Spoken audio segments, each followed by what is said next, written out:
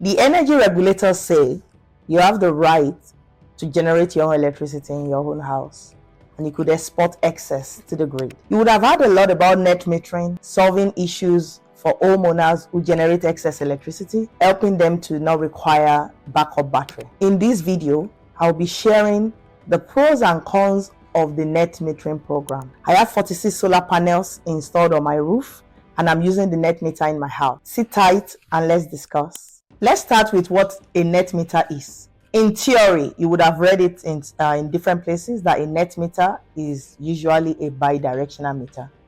And that should mean that when you are using electricity, it should read what you are using. And when you are generating electricity and supplying your excess to the grid, it should turn the dial backward, showing the credit of what you are giving to the grid. Ideally, bidirectional meters are what should save you money, because looking at it in simple language, it should be whatever you use versus whatever you generate, you should pay for the difference. But it doesn't happen that way.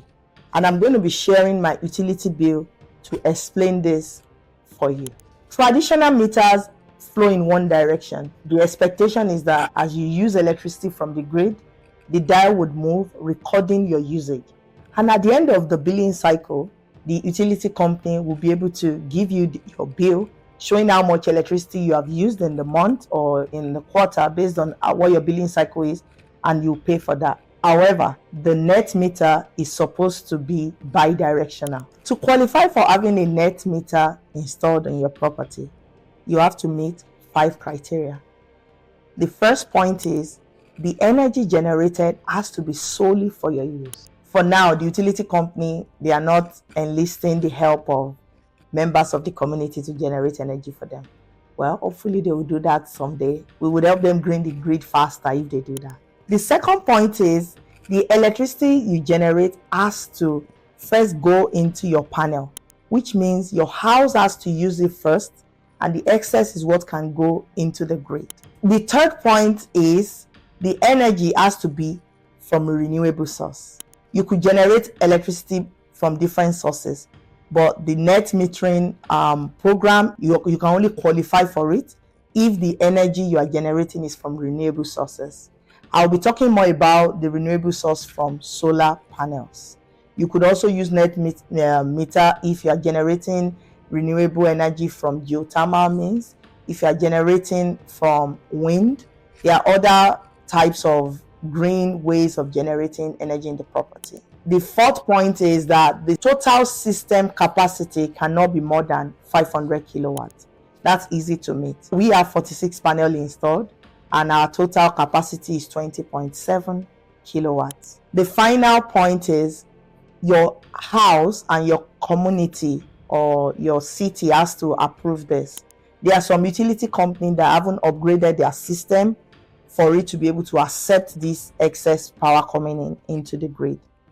They have to upgrade first so that the electricity you are generating is safe for you and your community.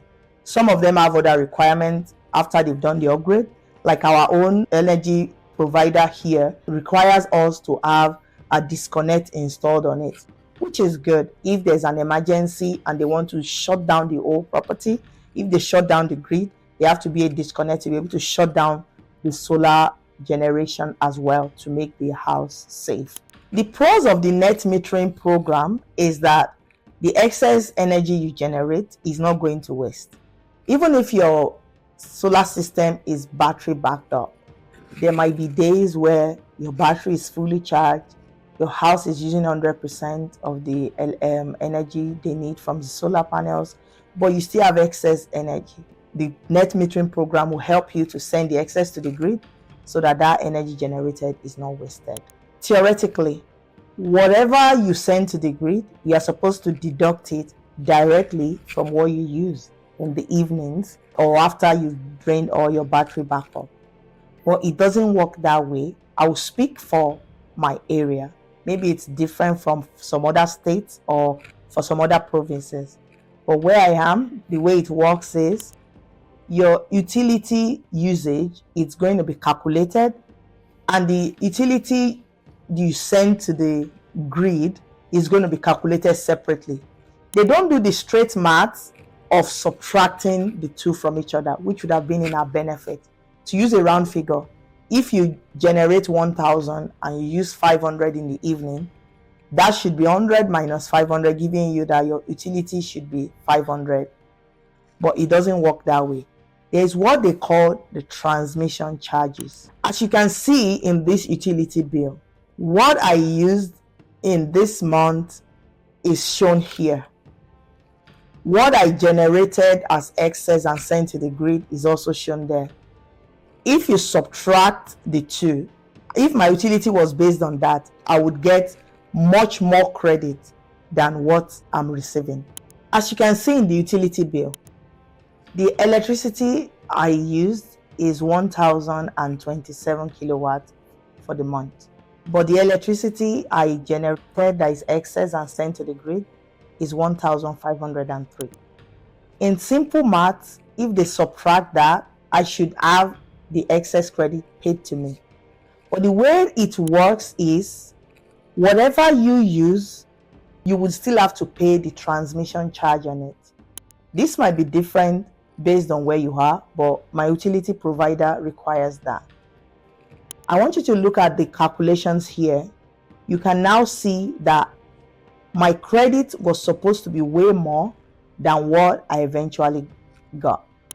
I made this video for homeowners who are using NetMeter to understand this concept and know that the way you can win more with NetMeter is by reducing the amount of electricity you actually consume. In order to achieve this, you should set some things that you can schedule to run during the afternoon. Whether you're at home or not, you could get a dishwasher that you can run on a timer to come on between 11 and 3. You could set your laundry to start between 11 and 3. There will be appliances that will run 24 hours that you can't control. But things like laundry, like dishwashing, that you do every day, you could save on that by using the electricity first. Of all the criteria that you are required to have a NetMeter installed in your property, the best of it is that it has to come to your panel first before you send the excess. You have to make sure that you use as much as possible of what you generate. Because if you send the excess to the grid, they are not just going to bank it for you for free. If you use more electricity in the evening when there's no more sun, or maybe when the capacity of the solar panel is reduced due to lower sun level, the evening sun will not generate as much as afternoon sun. You would still have to pay transmission charges for using energy during that period. As homeowners, if you have NetMeter, or if you are considering using that, I want you to look at this utility and see how the calculations are done. I should have had way more in credits, but I still ended up with $55 in credit, which I could use over the winter months. If net metering works differently where you are, feel free to put it in the comment section and we can discuss. This is the way it works with the NetMeter I have installed in my house. If you like this content and you are still here till now, please subscribe so that you don't miss an update from me. Looking forward to seeing you next time.